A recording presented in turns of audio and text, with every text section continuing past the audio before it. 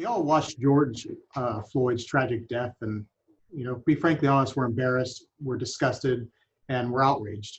We feel that the community's frustrations, and we're listening to their concerns, but we cannot look away and pretend that the actions are acceptable behavior. It's kind of time we look inward and make sure that this type of evil does not exist in our own backyard.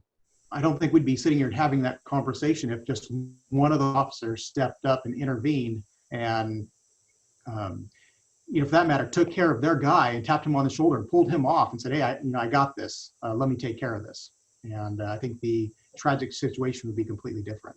We're looking at additional trainings such as whether it be de-escalation, additional bias training, and more importantly, looking at some sort of peer intervention training. I know that New Orleans has a fairly great peer intervention program, and we're looking at trying to do something similar there, as well as some sort of citizens academy so that the public has an opportunity to build relationships with us and see from our perspective how things are handled. The police union there in Minneapolis seems to be taking the position that they want to protect their officers, which I suppose that's what unions do in most cases. Do you think in this instance that would still be appropriate for the union to step up and protect the officers, or in moving forward, what do you think they should do? To be honest, Jim, I don't know how anybody could watch that video and take a stance that on anything other than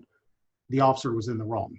I think it was horrible what happened, and I disagree with their position. Those exploiting George Floyd's death are tearing at the very fabric that the rest of us are trying to mend. And we just hope that we've been very fortunate in the Central Valley, and we have a great community, both Fresno here. They've had protests, and everybody is so calm and peaceful, and it's been great to work with them. And we just hope that that continues, and that very small percentage of the very, very, very small percentage of people who are out there to, maybe exploit the situation don't come to our area.